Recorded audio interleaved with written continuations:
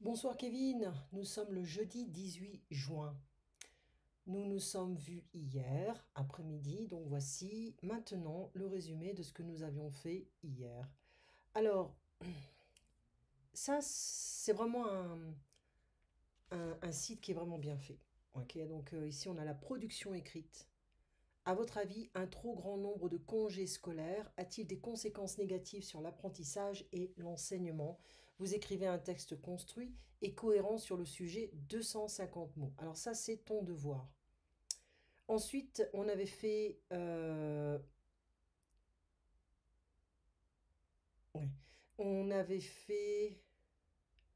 on avait fait ça.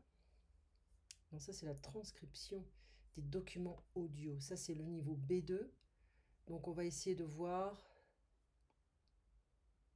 Voilà. Donc ce que je vais faire, c'est que je vais ouvrir. Ça, c'est en Australie. Donc, attends que je revienne un peu. C'est quoi déjà France Podcast. Ok. Donc, le niveau B2, qui est très facile en fait.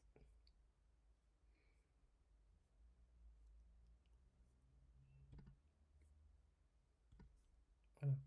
Donc, ça, c'était. Ouais, ça, c'était l'oral.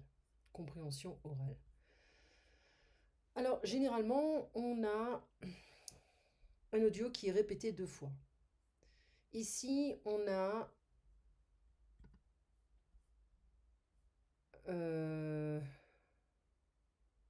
voilà, un présentateur, une émission de radio. Se lever tôt le matin pour aller courir ou faire de la gymnastique est devenu un véritable phénomène de mode, mais ce nouveau mode de vie, on va le voir avec vous, Caroline Raymond, n'est pas bon pour tout le monde. Oui, sur les réseaux sociaux, on trouve beaucoup d'articles sur les bienfaits d'une activité sportive au saut du lit, c'est-à-dire dès le lever du lit, dès qu'on se lève. Et pourquoi nous devrions tous adopter ce style de vie. Les photos de coureurs au lever du soleil se multiplient, tout comme les témoignages de ceux qui se sentent plus productifs et plus heureux après avoir fait du sport en tout début de journée.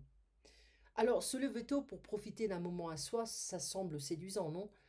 Oui, oui, faire du sport le matin serait bon pour le sommeil, pour le moral, c'est aussi un excellent anti-stress. Cela dit, ce mode de vie n'est pas accessible à tous. Oui, parce qu'on n'est pas tous égaux devant le sommeil. Et oui, les rythmes de sommeil sont très différents d'une personne à l'autre, on ne peut pas les bouleverser sans danger. Notre rythme biologique est génétiquement programmé. Notre marge de manœuvre pour adapter notre sommeil est très réduite. Pour 20% de la population, de se lever tôt peut être une véritable torture et provoquer des troubles du sommeil. Et les sportifs de haut niveau, Caroline, ils se lèvent aussitôt que ça pour s'entraîner? Alors non, pas forcément parce que eux, ils ont du temps pour s'entraîner, ce sont plutôt de gros dormeurs, ils ont besoin de plus de 9 heures de sommeil pour se sentir bien. Dormir n'est pas un signe de paresse, c'est une phase indispensable pour la récupération et donc la prévention des blessures.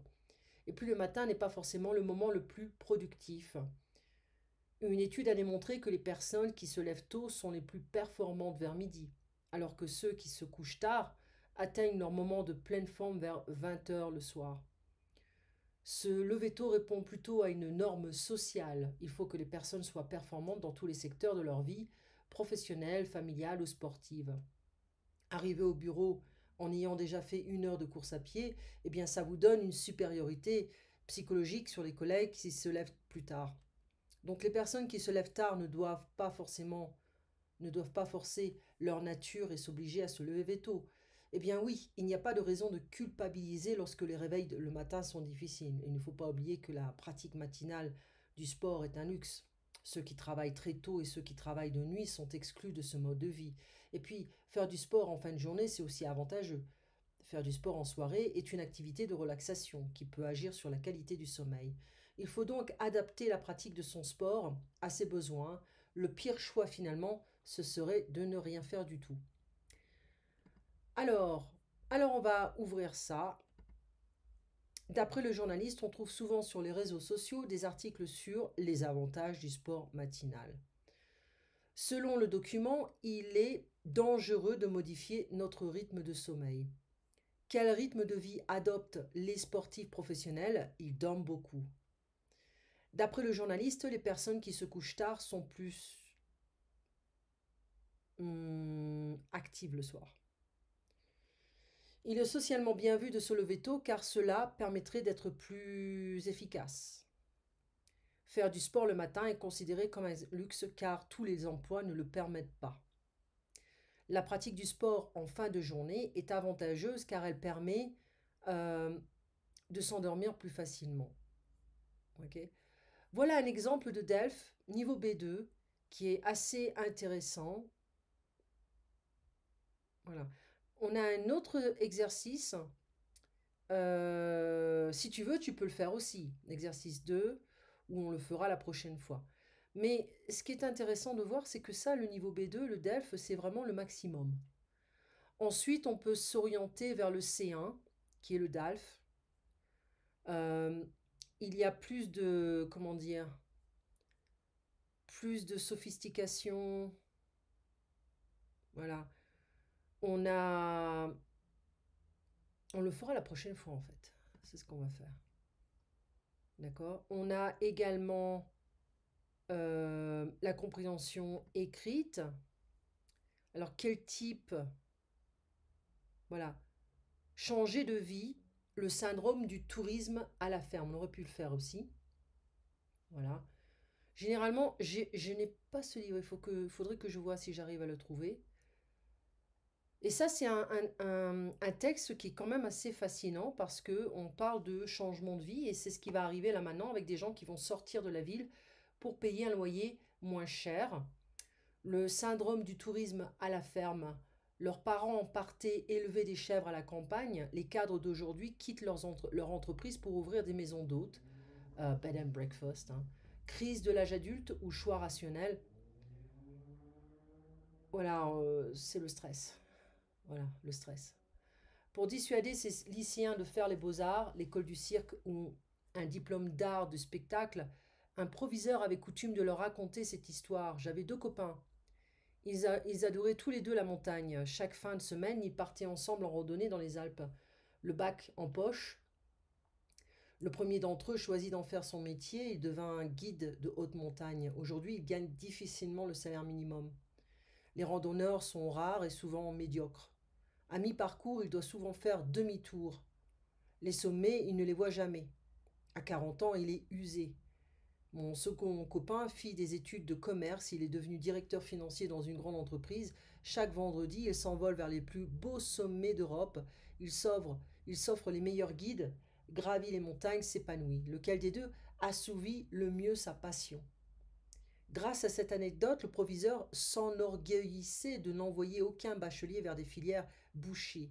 Seulement voilà, depuis 3 ans, le proviseur se fait plus discret. Car l'histoire a pris un tour inattendu. Le directeur financier, sans doute moins heureux qu'il l'affichait, a tout abandonné, son travail, son entreprise, sa vie parisienne et son appartement cossu. Il a ouvert un gîte de randonneurs en Haute-Savoie. Ses enfants l'ont traité de fou. Lui se déclare enfin en phase avec lui-même. Le cas n'est pas isolé, il suffit de se promener dans une campagne française pour prendre la mesure du phénomène. Des panneaux chambres d'hôtes ont fleuri partout le long des routes. En 20 ans, leur nombre est passé de 4500 à plus de 30 000, selon la direction du tourisme du ministère de l'Emploi, qui ne recense que les maisons d'hôtes labellisées par les principales organisations touristiques. Et chaque année, 2500 Français créent un gîte rural, une aventure pourtant risquée. La fin des parcours linéaires, plus qu'un changement de métier, c'est un changement de vie auquel aspirent ces individus. Citadins, pour la plupart, ils ont entre 30 et 50 ans avec une tendance au rajeunissement. Ils sont installés sur le plan professionnel, en couple ou seuls. Ils se disent prêts à quitter travail et confort, à s'éloigner de leurs amis, à gagner moins pour vivre mieux. Une fois leur projet abouti, ils parlent de liberté, d'harmonie, de renaissance. En kiosque, depuis le 1er mars, le magazine Changer tout résume l'ambition de leur reconversion. Nous avions l'intention d'appeler ce journal Changer de vie, révèle sa fondatrice, mais au dernier moment, nous nous sommes rendus compte que ce titre était déjà déposé par un producteur de télévision. L'anecdote est révélatrice. Le changement personnel, valorisé depuis une trentaine d'années, serait-il devenu une incantation collective? Pour la sociologue, auteure de Reconversion professionnelle volontaire, ce mouvement est à la fois individuel et social. Certes, l'individu actif et volontaire est le seul initiateur de sa reconversion. Mais la société, en érigeant un diktat, le changement et la vocation de soi, en fait une expérience sociale. Ce phénomène, poursuit la sociologue, résulte à la fois de la crise de l'emploi, qui encourage chacun à être plus mobile, et d'un bouleversement des valeurs qui cimentent la société. Jusqu'aux années 1970. Je ne vais pas tout faire parce que là, j'ai... voilà. Le projet de vie des individus était surtout construit à partir des catégories de la famille heureuse, de l'accession à la propriété familiale. Aujourd'hui, il est davantage question de réalisation de soi, de quête de l'identité personnelle. Le mythe du retour aux sources, l'engouement écologique, le rejet des transports en commun et des rythmes professionnels épuisants peuvent aussi constituer de puissants ressorts. L'effet autocuiseur, cuiseur cooking. Si 7 millions de citadins rêvent de refaire leur vie au champ, tous ne passent pourtant pas à l'acte. Tous ne le font pas. Il y a toujours un événement déclencheur, constate le directeur de Changer Tout. Elle-même a quitté Paris et son poste de directrice de la rédaction d'un magazine télé il y a 9 ans pour fonder sa propre agence dans le Gers. Mon fils, allergique à la pollution, a fait une crise d'asthme terrible, se souvient-elle. En 15 jours, j'ai tout vendu et je suis partie m'installer dans le Gers. Une sociologue qui a réalisé une enquête qualitative utilise la métaphore de l'autocuiseur pour caractériser ce scénario de crise qui conduit l'individu à une remise à plat de son existence. Une crise survient à l'issue d'une période de quelques mois pendant laquelle la pression professionnelle, familiale ou existentielle ne cesse de monter. Une dispute avec un patron peut faire sauter le couvercle. Des événements privés, séparation, naissance, deuil ou problèmes de santé peuvent aussi jouer un rôle clé dans la reconversion. L'importance du changement opéré provient de ce que cette crise traverse diverses sphères de la vie, les contamine mutuellement. Ici, tout est mêlé et accéléré, souligne la sociologue.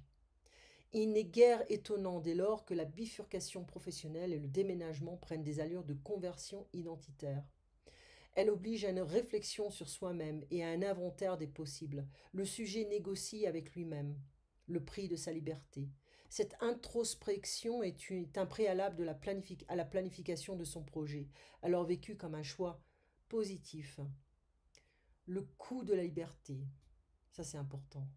Il reste un mystère. Pourquoi l'ouverture d'une chambre d'hôte reste le fantasme premier des Français qui souhaitent changer de vie?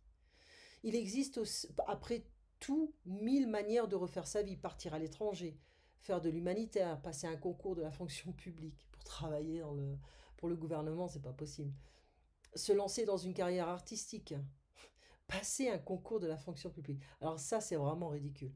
Une reconversion, on ne se reconvertit pas pour travailler pour le gouvernement, ça c'est certain. Dans Changer de vie, se reconvertir, mode d'emploi, les deux auteurs avec un E, donnent des indices. À partir de récits de vie, elles dissèquent les motivations des candidats à la reconversion professionnelle. Elles établissent 5 catégories: se mettre au vert, se mettre à son compte, se consacrer aux autres, vivre sa passion, partir loin. Ça n'a rien à voir avec la fonction publique, hein. Quelle activité, sinon l'hébergement touristique, permet de conjuguer toutes ces motivations? Pour se lancer, il est préférable d'avoir quelques finances. Oui, il faut de l'argent. Et un bon carnet d'adresses, des connexions. Avec une rentabilité de 1500 à 3000 euros par chambre et par an, l'aventure tourne parfois court, c'est-à-dire ne marche pas. D'où un tout nouveau phénomène, fort des expériences, parfois malheureuses, de leurs aînés, certains jeunes anticipent. Dans les écoles de commerce, dans les couloirs de places financières, il arrive aujourd'hui de croiser de jeunes adultes de 20 à 25 ans qui prévoient d'ouvrir une maison d'hôte dans une quinzaine d'années. Donc c'est devenu une mode. Voilà, ils font tous la même chose. Une crise du milieu de vie, en somme, inscrite dans leur carrière de plan. Héloïse, l'hérété sciences humaines. J'arrive pas à trouver ce magazine. Mais bon, ça peut être intéressant. Tu vois, c'est quand même, on a un article qui est fascinant. Moi, je me souviens que quand je fais la préparation au TOEFL en IELTS, il n'y a pas toujours des articles intéressants, surtout le TOEFL. Donc, C'est très académique et très scientifique parfois, donc c'est un peu ennuyant. Mais bon, voilà. Une chose qu'on pourrait parler également, faire un peu les questions concernant ce texte qui est pour moi intéressant.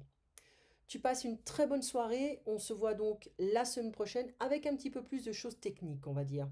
On va revoir un peu certains aspects grammaticaux et on va faire du vocabulaire, du perfectionnement, si tu te souviens de ce livre. Passe donc une bonne soirée et une bonne semaine. On se voit donc la prochaine fois. À bientôt, Kevin.